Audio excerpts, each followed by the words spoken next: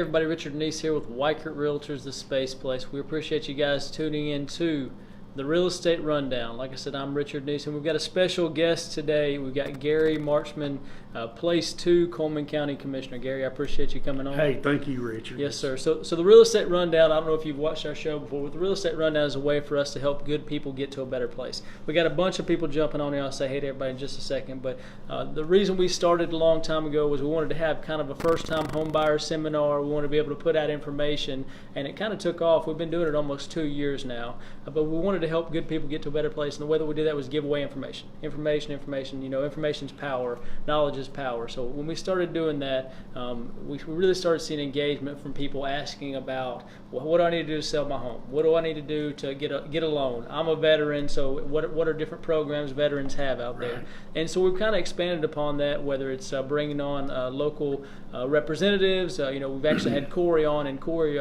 he was going to come on today, and I think his little baby was not feeling real well. And Mama said, I better come home, so he came home, but I appreciate him arranging for you to come on and help us with that. But we've had all sorts of home inspectors, lenders, attorneys, tons of folks to give out that information, because that's what we're here for, is to help folks. We got Tamika Campbell, Wendy Childers, Margaret Holmes, Craig Riddle, we got Johnny Dove, Kerry Watson, Josh Phillips. Thank you guys for tuning in. Wow. Please like, please share, please comment. The information we give out today could help somebody that you know, whether it's buying a home, whether it's finding out about a local bill that we're working on passing, some things like that. We want to reach as many people as we can, every way we can. Oh, no, I'm good, man. So the man behind the camera, Dominic Gill, he's trying to come on. We told him he wasn't allowed to come on today. We already had somebody fill in the seat, but Dominic takes care of us. He's the president and CEO of Social Media Visual. Thank you, Dominic, for having everything running smoothly for us. Yeah? Okay, we're good. All right. So let's get to the guest of honor, because that's really what everybody's here for. Everybody's saying yo and hey, Gary. I think Josh said that on there. Tim Kerber, Richard Bailey, thank you guys for getting on. Hey, guys. So tell folks who you are, and tell us a little bit about what a Coleman County Commissioner does. Hey, I'm Garry Marchman with the Coleman County Commission, and we have Lord, I don't think I could do it in the time you got the show here. We basically help manage all the county's assets, and what I mean by that is. A lot of people don't know, but we help appropriate funding, like for our Sheriff's Department, Revenue Office, Probate Office, but we've also got 13 separate departments that we're responsible for, and that covers sanitation, Water Department, Road Department, Economic Development, Commission on Aging, our senior programs and stuff, and on and on. But EMA, a lot of people don't think about small stuff like that, but it's a broad spectrum of different entities, and each of these are unique in their own way. So but I'm sure the number one call you get is about roads, absolutely, completely. We've got 6 potholes on our County Road 212 out in Crane Hill. We need this fixed today because we got 3 people living on the backside of it. Right? Yeah, I just left church a few minutes ago, and I slipped out of church just a little earlier. We appreciate it. One of our pastor didn't notice. Yeah, no, he didn't notice. You can blame me. One of our security guys was outside, so. And he said, hey man, he said, you leaving early? I said, yeah, I got something I need to be at.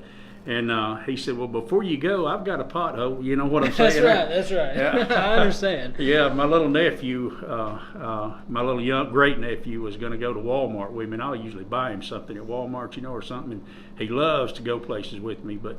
A few days ago, I said, you want to go to Walmart? And he said, no. I said, why? He said, because you'll run into somebody that needs their road fixed. That's right. My dad was a recruiter, and he was the same way. He always ran into somebody. He was a recruiter for the Army. And then with real estate, it's the same thing. Everybody wants to talk, hey, I saw this foreclosure over here. That's right. We've got 5,000 properties between here and Hartselle. I know exactly which house you're talking about that foreclosed 6 months ago. I got it. So and I don't mind. I enjoy doing what I do. Yeah, absolutely. I know we kind of brushed over the introduction part. We jumped straight into what you guys do as a commissioner. But tell us a little bit about yourself too. I know that you served a couple different branches. So you want to give us a little background on that? Yeah. Well, I served in a couple different branches of the military, and basically with the Army and Army Guard is where I finished up at. But I was also in the Air Force, but I started out in Marine Corps. So I'm not going to hold that against you.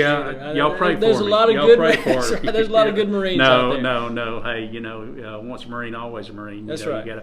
But I had. I enjoyed all the branches. Absolutely. Yeah. So the great thing is you went from that service, but what happened after that? What kind of field were you in? Then after I retired, I kind of farmed for a few years, and to be honest with you, I went back to school and I finished my education degree, and I was finishing my master's in business, and my intent was to teach at Wallace. Okay. And that was the direction I headed, but. God had different plans. That's exactly. If you want to put it that way, that's right. That's exactly right. right. So that's where I wound up. Yeah. So one of the good things about our show, and really the motto for the Richard Neese team and a lot of businesses in Coleman and North Alabama, we're trying to help good people get to a better place. We're trying to provide that service. The heart of a servant is what I always talk about.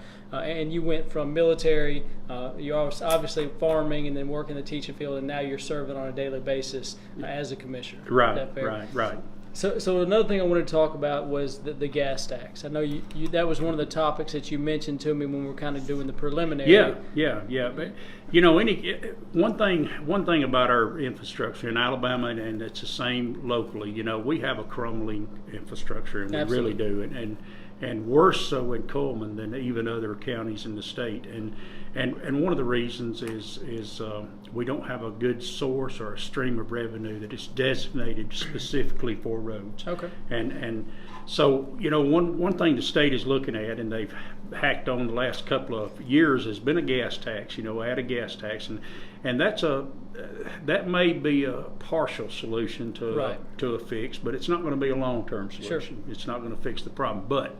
I know that a lot of folks, when they see tax, they automatically start tightening up and and I don't blame them. But on the other side of that, we do have to have roads so we can get around. We got to have that pothole fixed, and we got to have all that stuff so that we can keep our economy churning, especially with all the industry that's coming in, and we've got to have the infrastructure to be able to support that. I guess my biggest concern would be how's that money being spent, and I know that was one of your concerns as well. That's right, and the proposed tax they've got in the current form that they have, it's going to be a tax that's going to increase as time goes on a little bit. I think up to a cap of about 12% or 12 cents, and the only thing about that tax is the tax is designated right now just for state use. Right. So I don't see how it's going to profit the counties to have those taxes. So is this over the entire state? Is this gas tax, or right? Is this something this is the entire state. This is something they're looking at, and I think the governor is even pushing for this. Is what I understand.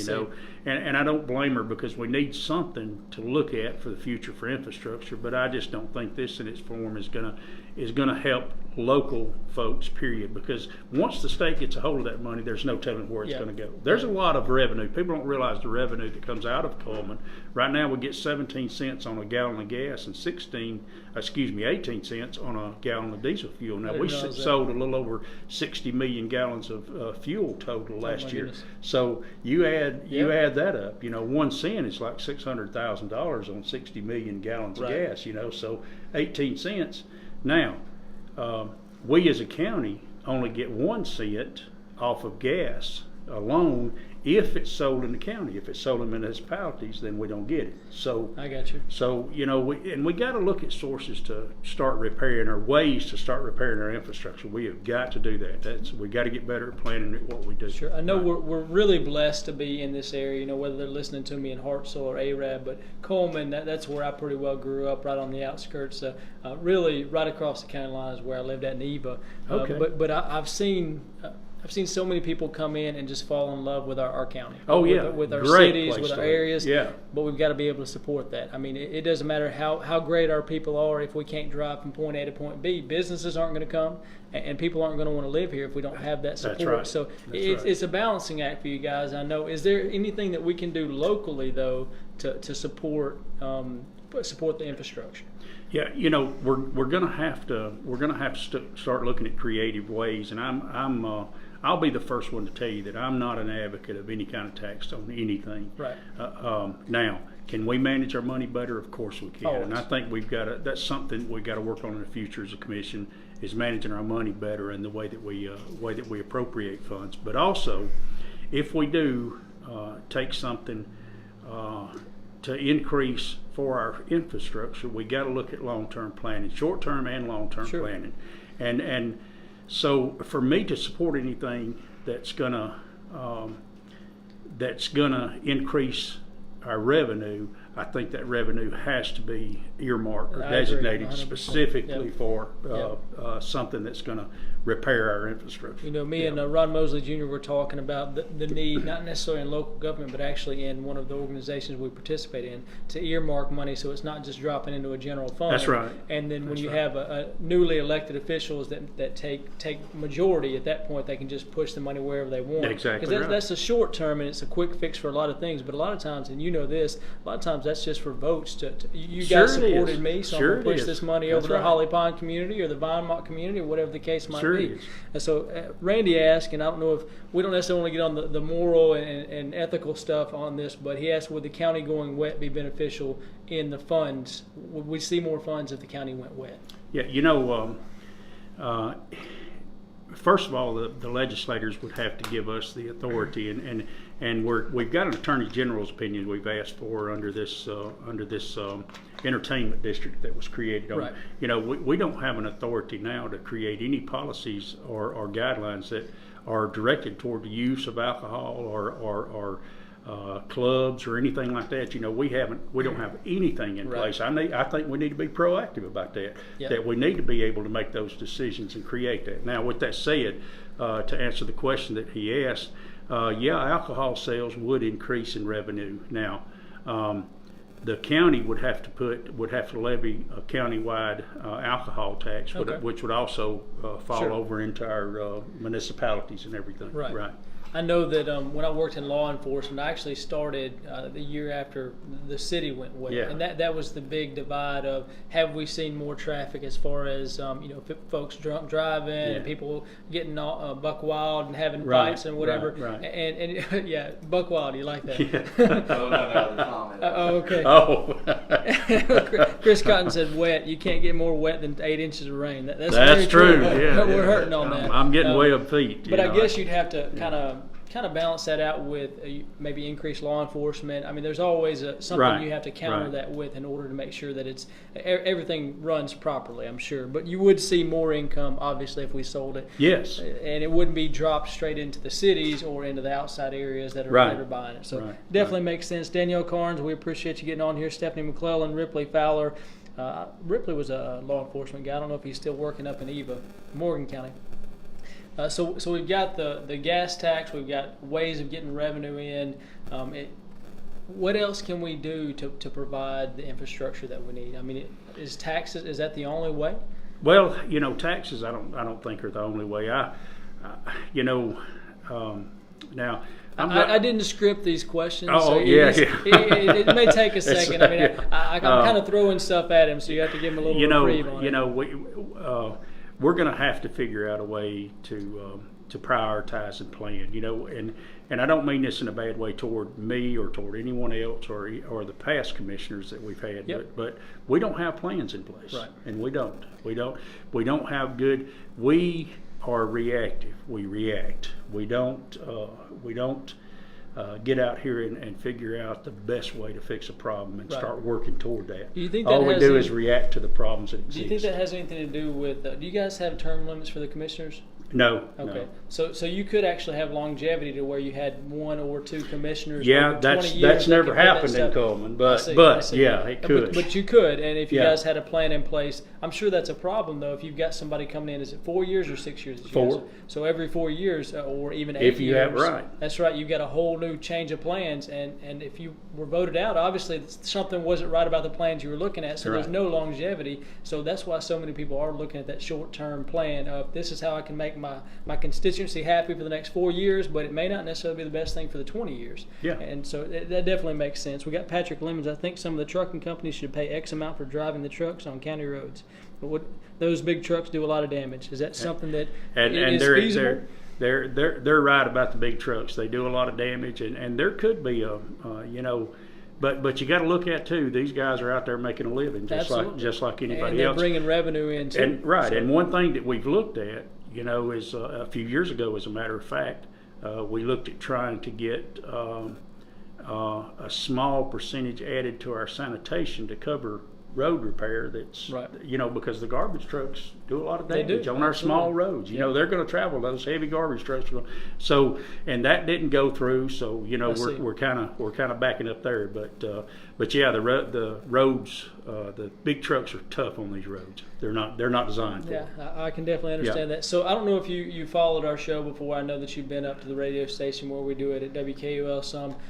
March, ironically, Mr. Marchman, is what we do. We do March for Good People. So we have nonprofits come on for each show, and I like to put that out there. So if you've got a nonprofit that you're on the board for, or that you have, some you're called to help, right? Please feel free to let us know, Fantastic. and we'll try and bring those folks on because we want to get the message out. I mean, we try and take opportunities to educate, but we also want to help reach out and help more people. Yeah, I have seen your show a few times. Well, sure good. have, that makes me feel better. It Yeah. makes me feel like I'm a celebrity or something. I don't You know. are. Mr. Marchman, if you don't have anything else, if you want to let the folks know, we got a little tie problem going on. A little bit. Okay. It's like, You didn't straighten me out there. So, I mean, if you want to let the folks know if there's anything that we need to be aware of, whether it's a local vote or anything like that, do we have anything like that coming up right now? I think the biggest thing right now is the gas tax. Now there is something coming up with the meal tax on our education system, but that's